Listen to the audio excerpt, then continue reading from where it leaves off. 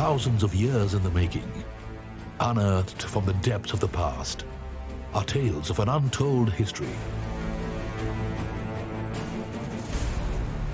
In high valleys, burning wastelands, and the thickest of jungles lie incredible stories of India.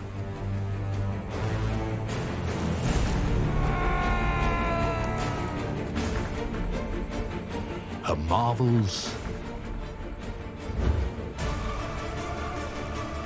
and mysteries. On this episode, mighty Mehrangarh guards the gateway to the Thar Desert, an engineering marvel of the medieval world built with Indian ingenuity. Dhankar, 13,000 feet high up in the Himalayas, ancient stronghold of Spiti and among the highest fortresses on earth, with a devious defense strategy. And the magnificent Gwalior Fort, but its beauty hides dark secrets and a house of Mughal horror.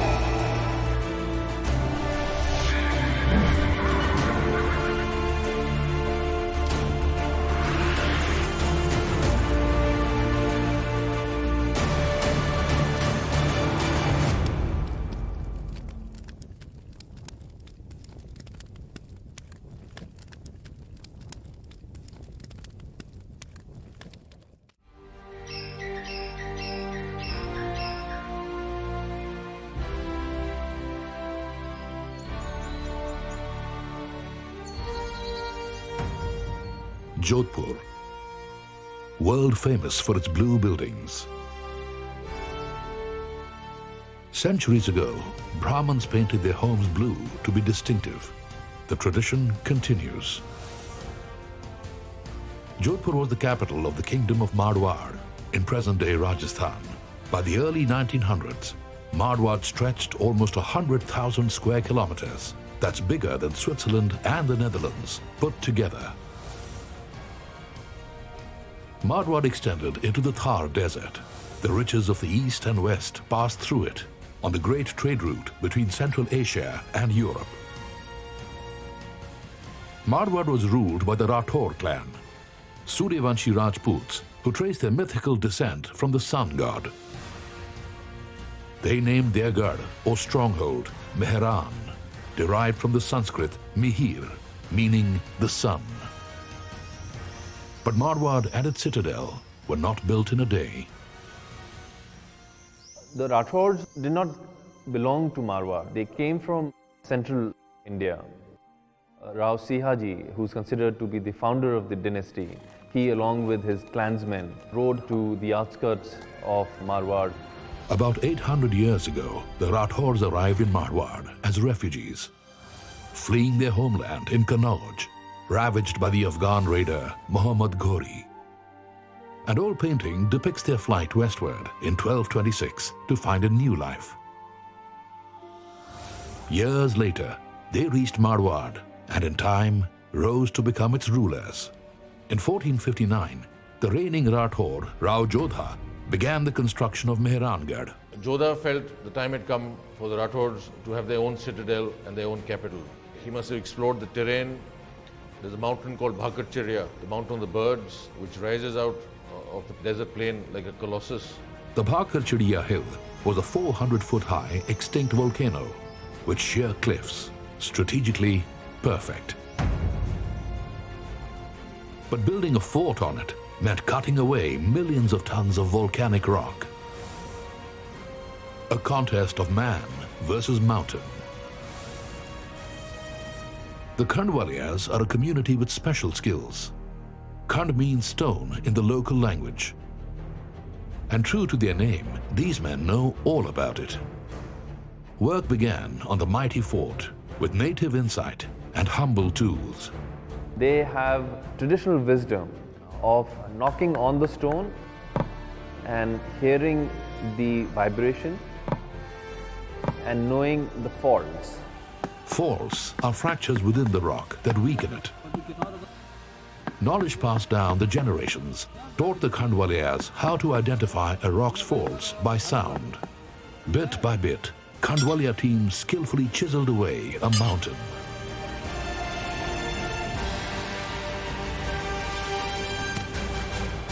We know of another very specialized community that were traditional heavy lifters. The Chawalias were medieval earth movers.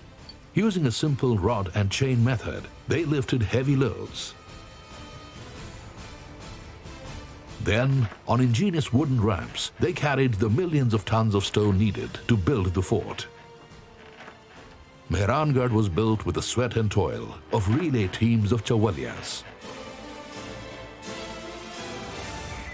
Incredibly, no drawings or plans of the building exist.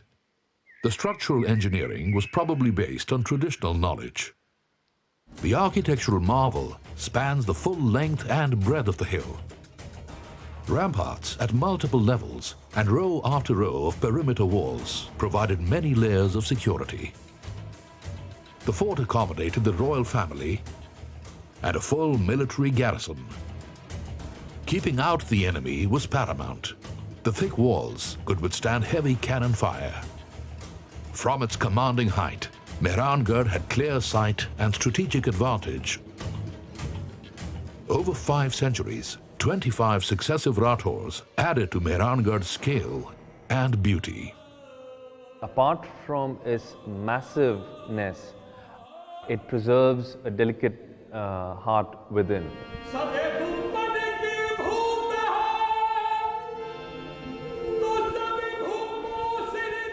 Palaces, pleasure gardens, art. This was Royal Rajputana at its finest.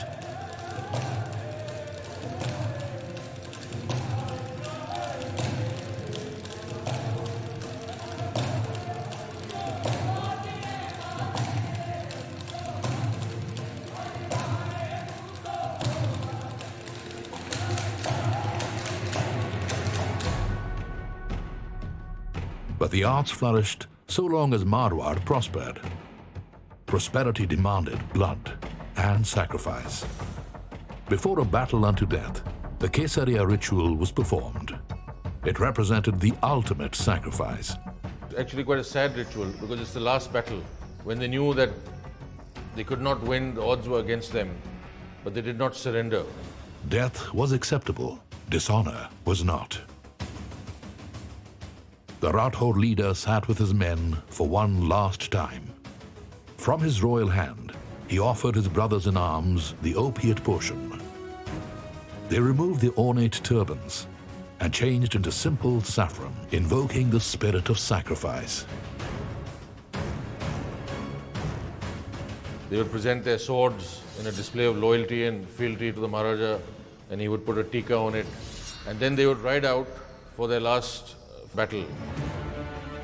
In 1741, the Rathors of Mehrangarh rode out to their deaths in the Battle of Gangwana.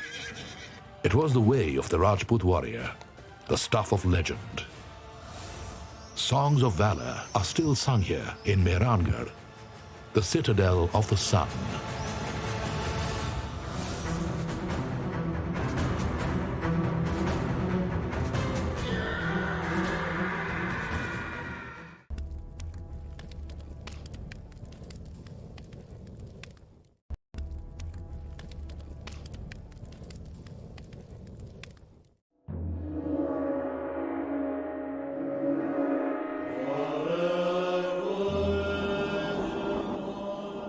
The Himalayas, a wall that stands between the Indian subcontinent and Eurasia.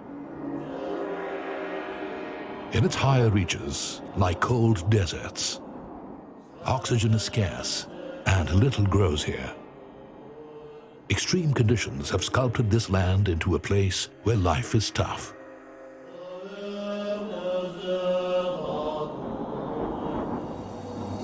This pocket of land lies between Tibet and India. It's called Spiti, meaning Middle Kingdom in the local Tibetic dialect. Today it looks like the middle of nowhere, but Spiti can lay claim to a structure that was once unrivaled. Perched like an eagle's nest on a cliff, this is Mehrangarh, arguably the highest fort in the world.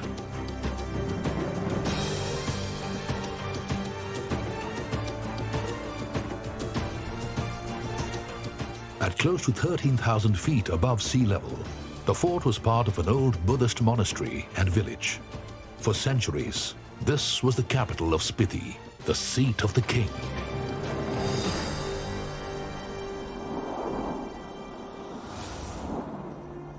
Spiti was originally part of the kingdom of Western Tibet.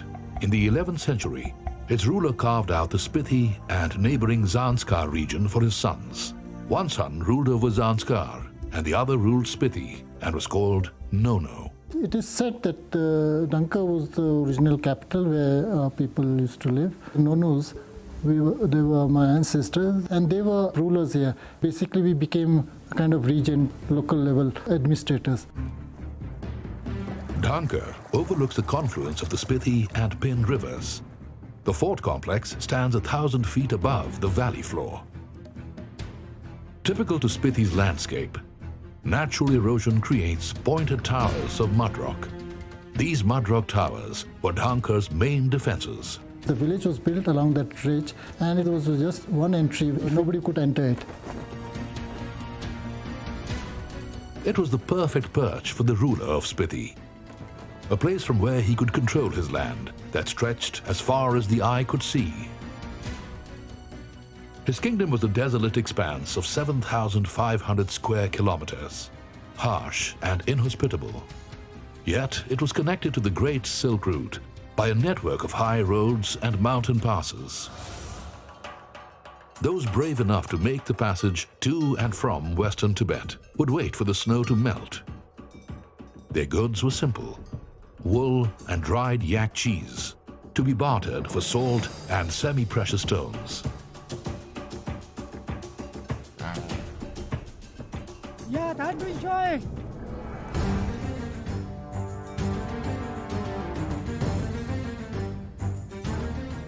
Traders would spend days, sometimes weeks, on the trail.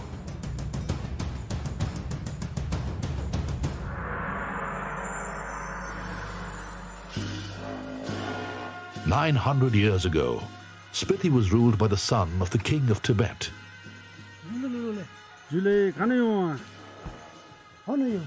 He was given the title of Nono. For centuries, generations of Nonos controlled the kingdom.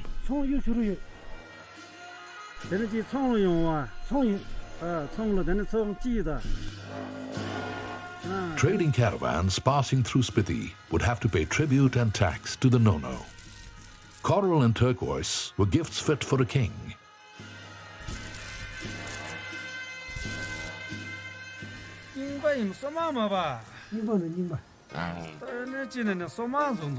It would buy the traders safe passage.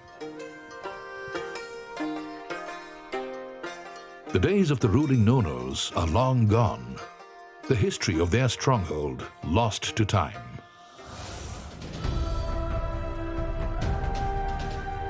Locals claim that Mehrangarh is about 800 years old. Time has been rough on the fort. A devastating earthquake in the mid-1970s left little of the original structure.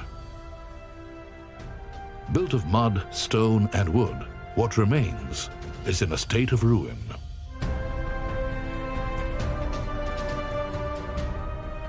The World Monument Fund rates Mehrangarh amongst the 100 most endangered sites in the world.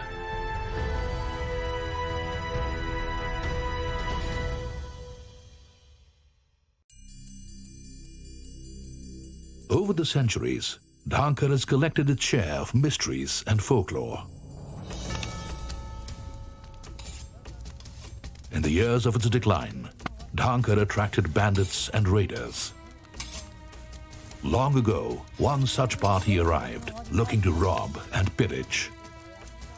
They camped below the hill, waiting for the right opportunity to strike. But the residents had devised a strategy to outwit the attackers. Instead of shutting out the enemy, they invited them in. Relieved to escape the freezing cold night, the bandits were more than happy to join the villagers for a night of fun. But the hospitality on offer was a deadly deception. A ruse lay behind the revelry.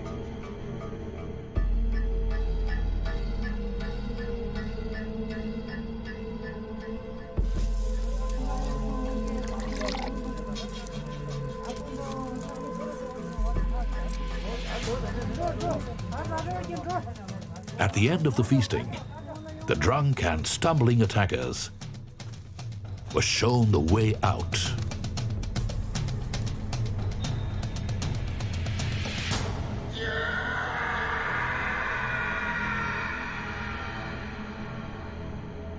Today, from its forbidding heights, the remains of Dhankar are a reminder of how little is known about Spiti, the Middle Land and mysterious kingdom.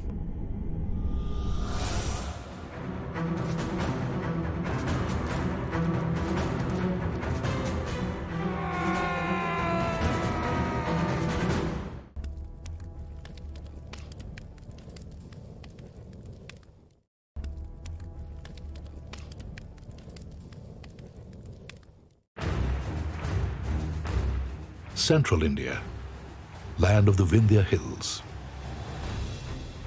These elevations command strategic advantage over the surrounding plains, the perfect place to build fortifications.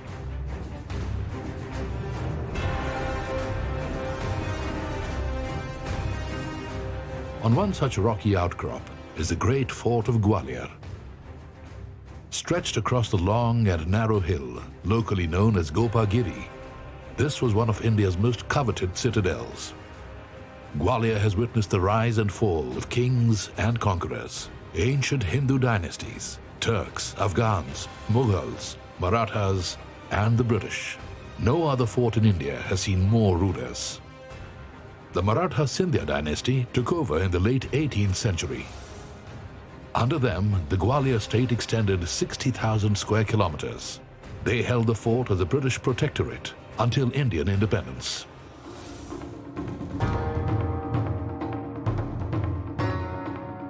The fort's origin is unclear. Only myth and legend survive. The recorded history of Gwalior Fort goes back 1,300 years. Among its early constructions are 7th to 15th century Jain cave temples. A colossal 58-foot idol of Adinath, the first Jain Tirthankara, is among the many rock sculptures.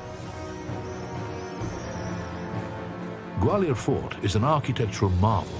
It stretches almost 2.5 kilometers long. The average width is just under 1 kilometer.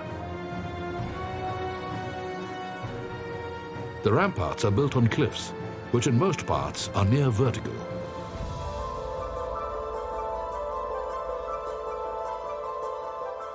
Gwalior Fort is also one of India's most beautiful historical buildings. The first Mughal emperor, Babur, called it the pearl in the necklace of the forts of India. The fort's splendor owes much to the palaces within, like Man Mandir, famous for its intricate tile work. It was built in 1486 by one of Gwalior's greatest rulers, Tomar Rajput, Raja Man Singh.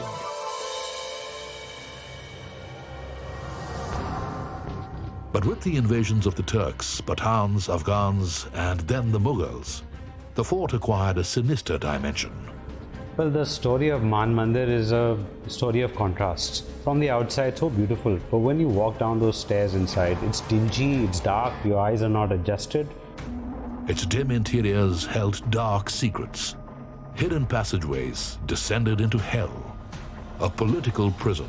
What really went on in these prisons, you know? I mean, you can literally hear the screams.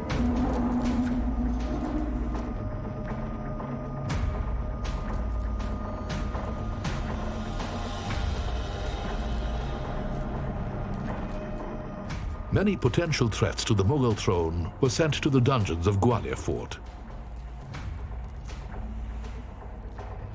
Close relatives, even brothers of the ruling Mughal, were exiled to these hellholes.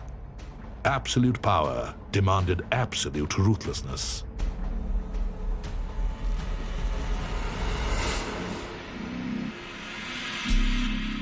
A prisoner's fate in medieval times was bleak. The conditions were horrific, with little chance of release or escape.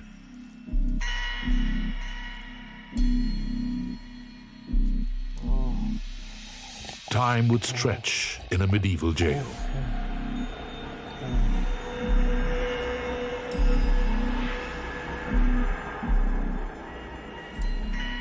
Devious means were employed to knock contenders out of the succession race.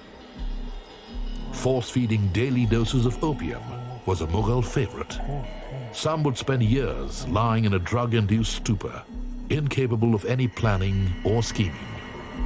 The inmates may have been royalty, but in captivity, memories of their once charmed life of leisure and love would slowly fade like a distant dream. Meanwhile, in the pleasure palaces and grand halls, those who enjoyed favor carried on amidst pomp and glory.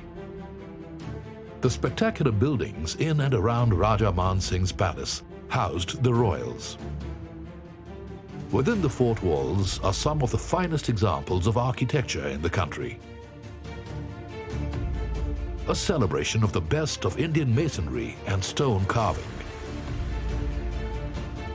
But hidden from admiring eyes, horrors once lurked.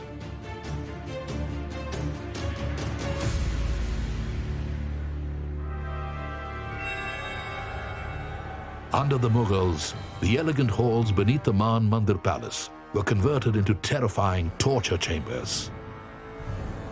It is believed that prisoners were hung from these iron rings. But that was only the beginning of the unending nightmare.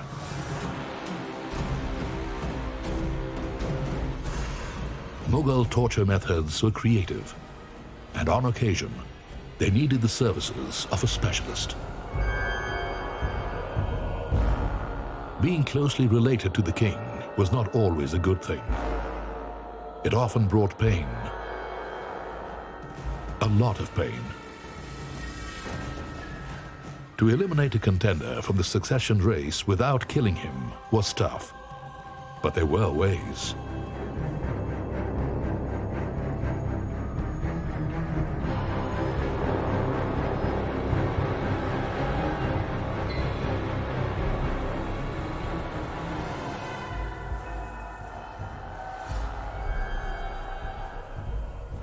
A man without eyes could never rule.